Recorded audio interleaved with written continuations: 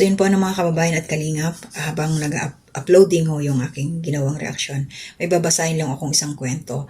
Patungkol po ito sa isang call center agent. At patungkol sa kanyang trabaho, tapos may isang customer na nagkaroon siya ng problema dito at dahil may sakit ang kanyang anak. So basahin ko lang po ito. Shout out po kay Story Around You, kay Say. Ako po humingi ng pahintulot sa kanya na babasahin ko ang kanyang isinulat na kwento. At i-upload ko to sa akin doon sana sa isa kong channel, pero hindi pa naman ho yun monetized.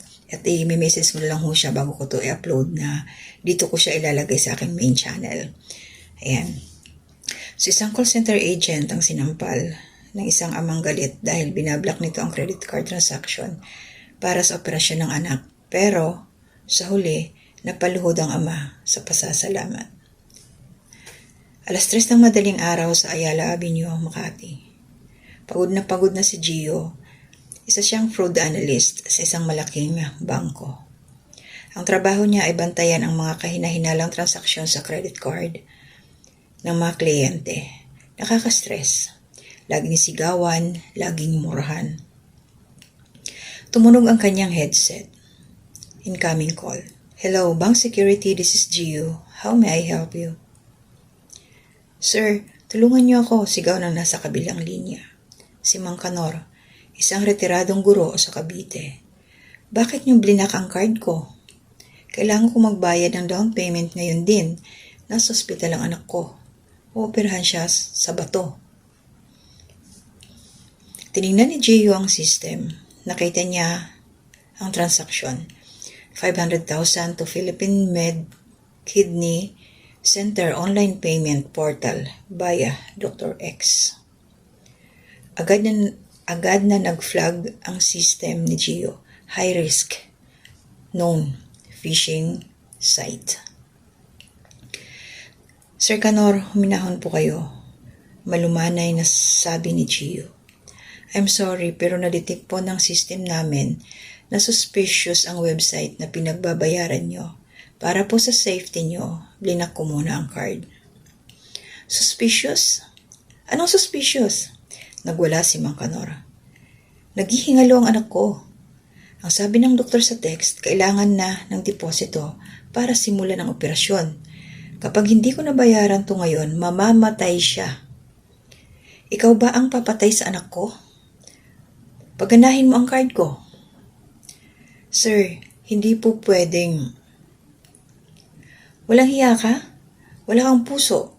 Ibibigay ko ang lahat para sa anak ko tapos haharangin mo? Pupuntahan kita dyan, papatayin kita. Yan sabi po ni Mang Kanor.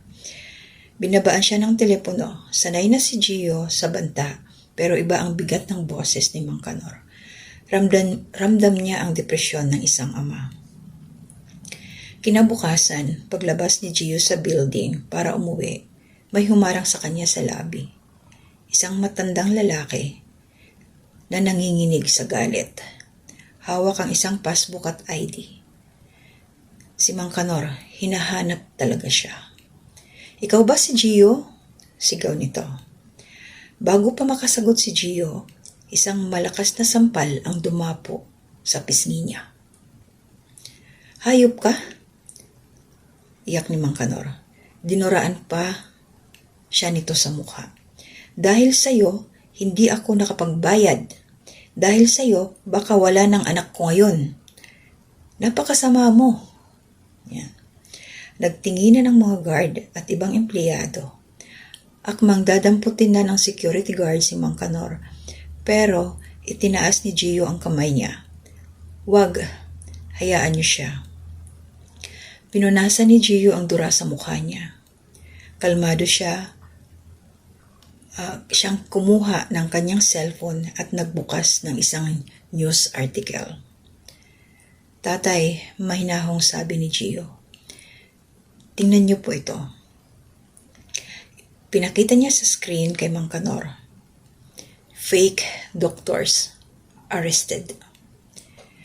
Sindikato gumagawa ng peking website ng mga kilalang hospital para ikutan ang mga pamilya ng pasyente. Sa article nakalista ang mga peking website. Number 1 sa listahan ang Philippine Medical Kidney Center online payment portal via Dr. X. Natigilan si Mang Kanor. Nanlaki ang mga mata habang binabasa ang balita. Sir Kanor, paliwanag ni Gio. Ang totoong ospital po hindi humihingi ng down payment via online link sa text, lalo na kung emergency. Sa cashier po binabayaran. Ang kausap niyo po sa text na doktor, miyembro po yan ng sindikato. Kung pinalusot ko po ang 500,000 niyo kagabi, hindi po yun mapupunta sa operasyon ng anak niyo. Mapupunta po yun sa wala. Mananakaw lang po ang retirement fund niyo at lalong walang gagamot sa anak niyo. Nang hina ang tuhod ni Mang Kanor, bumagsak siya sa sahig ng labi. Ang galit niya ay napalitan ng takot at pagkabigla. Muntik na niyang ibigay ang lahat ng meron siya sa mga manloloko.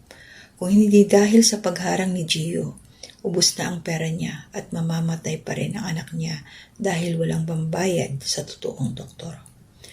Diyos ko, hagulgol ni Mang Kanor. Patawarin mo ako, anak. Patawarin mo ako. Akala ko pinahihirapan mo ako. Iniligtas mo pala ako. Lumuhod si Gio at inalalaya ng matanda. Ayos lang po, tay. Naintindihan ko po kayo. Ginawa niyo lang ang lahat para sa anak niyo. Pero hindi doon nagtatapos ang kwento. Kinuha ni Gio ang kanyang wallet at naglabas ng calling card ng isang tunay na specialist sa National Kidney Institute. Tay, ito po ang number ng pinsan ko. Head nurse siya sa NKI, sa National Kidney Institute. Tawagan niyo po ngayon. Sabihin niyo, ako ang nagpapunta sa inyo. Tutulungan niya kayong maipasok ang anak niyo sa charity ward at mailalapit sa PCSO para sa libreng operasyon. Hindi niyo kailangan magbayad ng 500,000. Umiyak na niyakap ni Mang Kanor ang lalaking sinampal at dinuraan niya kanina. Ang kontrabida sa telepono ay isa palang anghel na sumalag sa kanya mula sa bangin.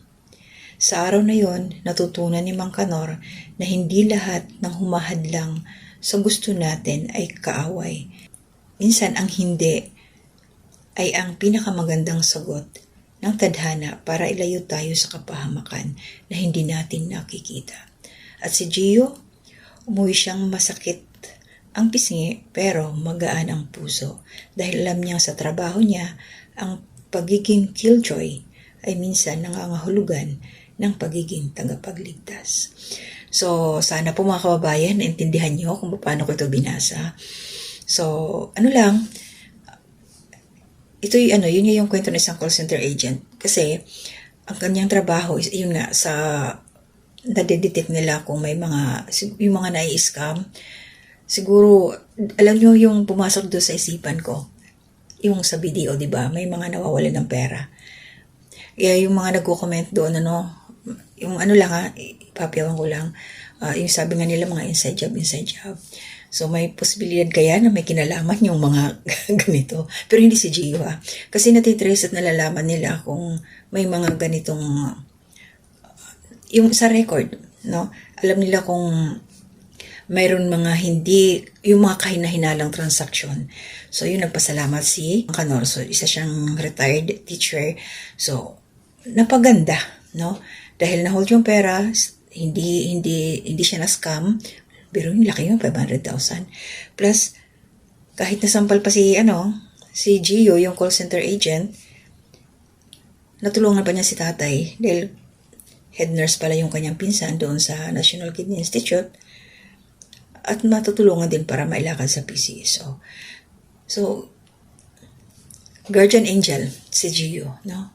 Shoutout sa lahat ng mga call center agent na ganito yung kanilang account na nahawakan at natutulungan nila yung mga katulad nito.